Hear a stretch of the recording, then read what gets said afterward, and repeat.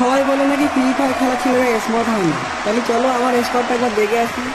এটা হলো আমি, যে জন্ম থেকেই স্মার্ট, কিন্তু মেয়েরা দেখলে গালাগালি করে, কেউ পছন্দ করে না, ও বিষয় আলাদা। আমার ভুল হচ্ছে। 2 নাম্বার, এটা হলো আমার বন্ধু, যে এই বন্ধু 50-60 কান প্রেম করে সবকটা গার্লফ্রেন্ড আর মুখে মুখে বের যায়, মালের সঙ্গে একটাও কেউ থাকে না।